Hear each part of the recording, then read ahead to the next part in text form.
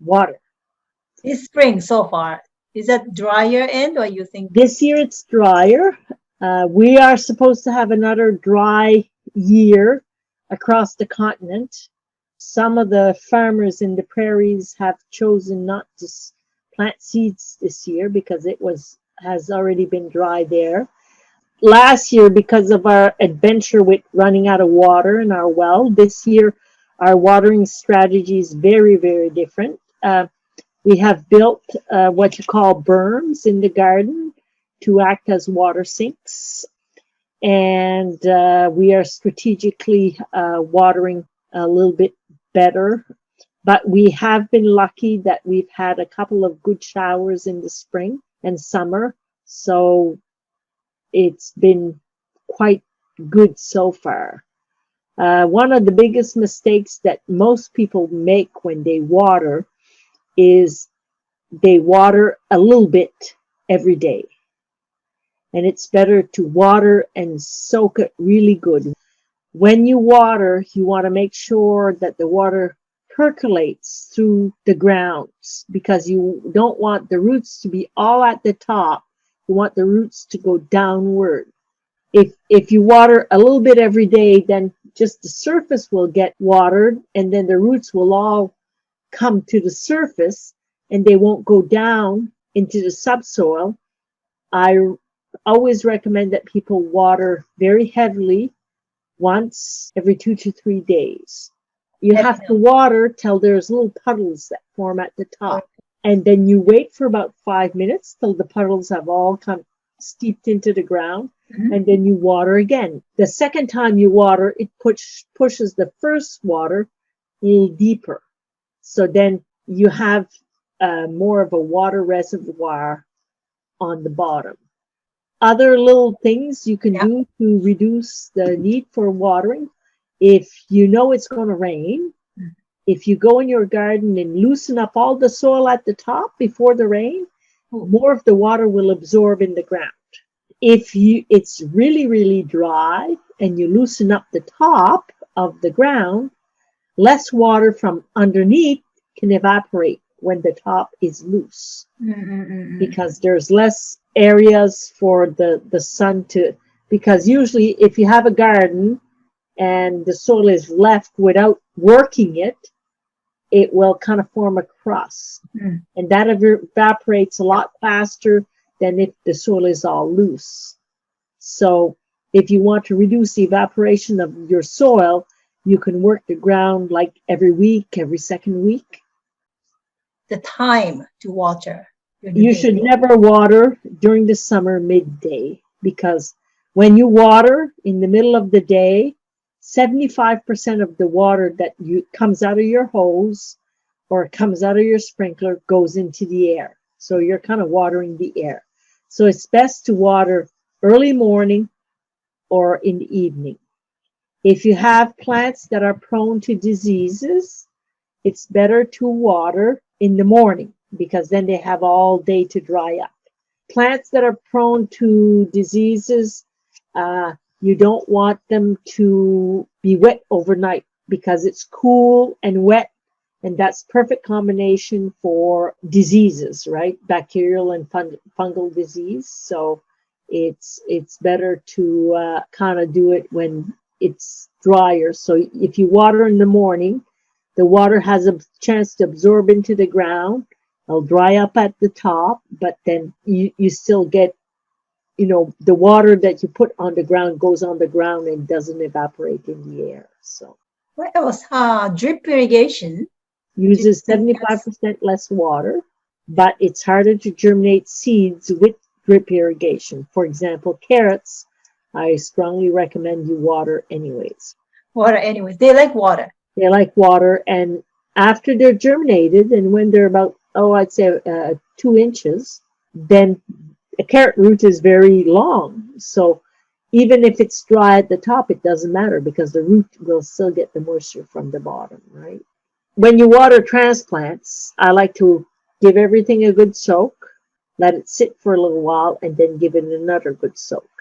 And when you have a potted plant, if they get a good soak, they'll, the roots will actually absorb the water as it flows near it. I've been reading a little bit on with the regenerative agriculture, and they find fungal or mycorrhizae, funguses, actually help in water retention in your soil. So when you have a heavy rain, if you have mycorrhizae in your soil or funguses in your soil, they actually will suck up a whole bunch of water and then make it available to the plants later. I think if I remember correctly, I've read somewhere the mycorrhizae, Mycorrhizae, yeah, they help to bind the soil molecules yes, that's to a correct. certain size, which Yes. helps the drainage and airflow and then water retention. That's correct. So it helps. I was like, It's kind of cool because it helps with water, getting rid of water, but it also helps with keeping water, yeah. right? So Yeah. it's a win-win kind of thing, right? Same as when you have a high organic matter level, it actually helps with drainage, but it helps with water retention. And a simple little thing. This year we went from 4-foot beds to 3-foot beds, and the walkways are all mulched with hay. And because I have more hay per square foot, I'm retaining more water. Mulch works really well in water retention. Hay, straw, shredded paper, it works everywhere, right? Yeah, grass clippings, yeah, and bark mulch, right? So how about sawdust? Do you recommend sawdust? I usually don't recommend sawdust because the sawdust is fine and it tends to bind up the nitrogen too much, whereas a bark mulch is coarser, so it degrades less fast. I'd only ever use sawdust if it was 5 years old or more. What some people do, for example, if you have those nice big giant pots on your patio and stuff, and you find like you have to water them really often or whatever, some people will put empty beer cans or pop cans in the bottom of it, and you turn it so the hole is on the top of the can, and you fill it with water and put it in the bottom, and the plants will go get the water that they need. So it works as a water reservoir. Another way to create a water reservoir in pots is by adding about 6 inches of hay on the bottom, right? You have your carbon, your organic matter at the bottom. Right, like a sponge. Relating to the watering, I just thought about timing of the seeding. Yes. If you really watch the weather forecast, that's correct, and seed just before the rain, you can save the first watering first of all. Another thing is like transplanting, right? A lot of people, I just planted a tree, I need to water it. Right. Now, when you plant your tree, if you add a bucket of water in the bottom of the hole, then you don't need to worry about watering it as much, right? And then the roots will try to go down as the water goes down, right? So especially this time of year, if you are transplanting transplants like when it's hot, like last week, just take a tray and let your transplants sit in the tray of water for about 20 minutes before you plant them. So they have a chance to drink and get all filled up before you put them in the ground. So instead of you plant dry soil, dry transplants and the water on the top, you're better off taking a tray, soaking the transplant in their cell packs or whatever, letting them sit there for about 20 minutes and then planting them. And then you don't have to worry about watering as much. I know in your farm, like a commercial farm, you work with hundreds of transplants. So it's not realistic. But if you have a little home garden, you only do 10 transplants. Maybe you can just pour the water on each hole first. That's correct, yes. Then transplant. Actually, there are some mechanical transplanters that pour water in the hole. Oh, wow. So the large commercial vegetable operations, they have what they call cup planters that you fill a big reservoir of water, and it will drip water into the hole after the machine has made the hole. We have to try to work with nature. But when Mother Nature gives you a whole bunch of water, you have to figure out a way to bank it. And I had the discussion with somebody today about rain barrels. They're a great way to save water and reserve water. Having berms in which create like a natural water sink is another good way. Or watering ponds, like a lot of the commercial growers water from watering ponds. So there's more than one way of doing it, right? A simple little thing, and I do it here on a regular basis, is I take cardboard where I have all my transplants. I'll put cardboard underneath my transplants. And when I water, it soaks up the cardboard, and then there's a water reservoir underneath the transplants. But you can do that for your pots. For example, if you have pots sitting around your yard outside and you just fold up 2 or 3 layers of cardboard and put it underneath your pot, when it rains and the water goes right through your pots and out the bottom holes, it'll water your cardboard, but then that moisture will be available for your pot later on to suck up, right? You get home from work and all of a sudden your hanging basket is all wilted, right? Because somebody forgot to water. And you can blame your spouse, right? If you want. A simple little thing to do is you take a basin of water and you sit the hanging baskets in the basin of water and let it sit there for half an hour, 45 minutes. And then your soil will naturally reabsorb. But a lot of the times your plant will come back. A plant can handle a little bit of wilting and it will still come back. And like a lot of people schedule watering, you also have these wonderful timers you can buy at the hardware store to set your sprinkler and say, sprinkle my garden for 4 hours and walk away, and it automatically shuts off for people who have memory challenges, right? Or you get too busy and you forget about shutting stuff off, and all of a sudden your well ran dry and all this foolishness. We don't want the foolishness. We want good and steady. Me here on the farm, it's easier for me to water at the beginning of the week than the end of the week, because at the end of the week I'm getting ready for farmers markets and all that. So at the beginning of the week I make everything has a nice good soak. And then at the end of the week, I just kind of fill the holes. So that's kind of how I deal with it. And I always water in the morning. Right. You never water in a greenhouse between 11 and 3, because a droplet of water works like a magnifying glass. You can actually burn the leaves. Yeah.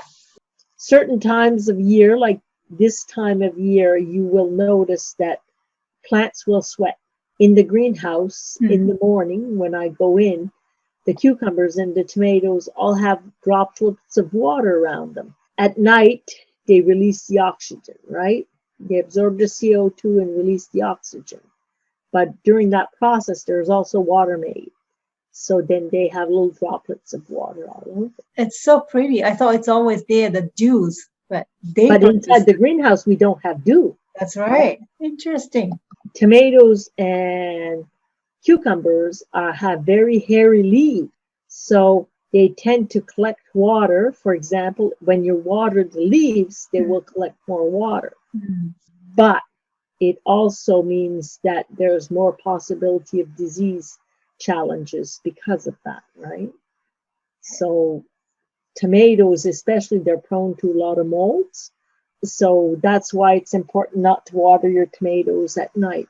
It's that kind of plant you want to be able to attract beneficials with hairy leaves, so then they have a place to drink. Same as butterflies. Butterflies like plants with hairy leaves so they can have a little drink once in a while. There's so many layers. It's very interesting. Well, I mean, it's an ecosystem, right? Yeah. A lot of greenhouses, the people in charge of watering get paid more than the other people, because it's a very special skill. It can make or break your greenhouse operation, because if you water too much, everything gets moldy and rots. And if you don't water enough, everything wilts and dies. So there's that fine balance. And the waterers, when many moons ago when I had black hair, the waterers would start watering at 5:30, 6 o'clock in the morning, so they could, like the larger greenhouses, so they could have everything watered before 10 a.m. In a greenhouse, especially during the summer, you have a lot of heat, right?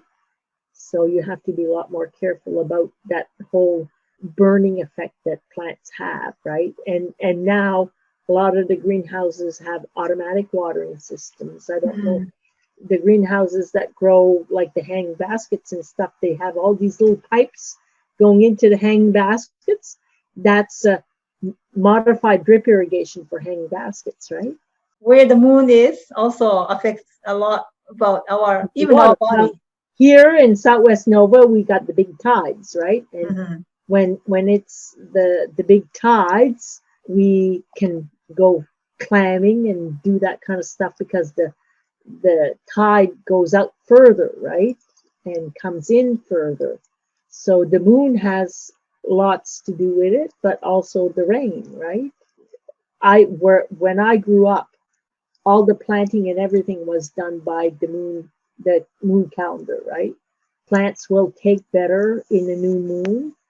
Some seeds grow better on a full moon than others. And there are still a lot of home gardeners that plant by the moon. Cuttings, when I worked in nurseries, they did a lot of azalea and rhododendron cuttings, and they took their cuttings by the phase of the moon. When the moon is full, there's more draw to the water. Right. So the water goes up and down the soil column a lot faster, right? If you are interested in, dig in. But that's also a lot of work. I tried, and it's very hard. I try to keep attention to it, but then by the middle of the summer, everything's so crazy that it's hard to systemize unless you're really living with a moon calendar. Usually we live the normal calendar from Monday to Sunday or whatever, right? Yeah, that's correct. Yeah. And you have a family life, who also work with the regular calendar. Plus we have to work with the weather. So, well, the best way to do it is to schedule it in, right? You sit there and look at your calendar, and then the weeks that, for example, that it's a good time to transplant, then you just write that week I have to transplant because the moon is right. So if it's written in your garden journal ahead of time, then you're more likely to do it. I schedule weeding. I schedule transplant. The older I'm getting, I'm scheduling it more because I feel it's a little bit more imperative for it to work. And I find like you can get a lot of success with that. Right.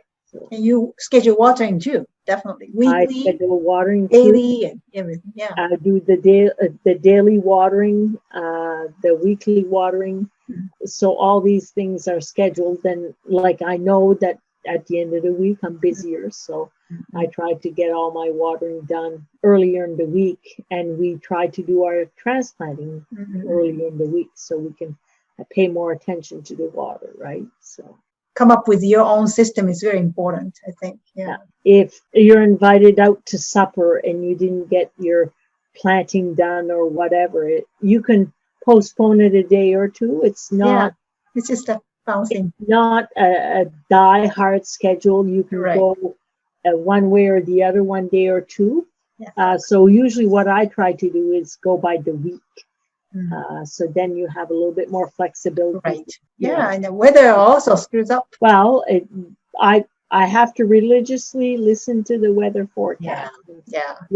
There's at least 5 or 6 different weather predictors, and they're not always accurate, and they're not always right. They keep changing. Yeah. Even pro like you still play with it. Yeah. Well, it's about flexibility, right? Yeah.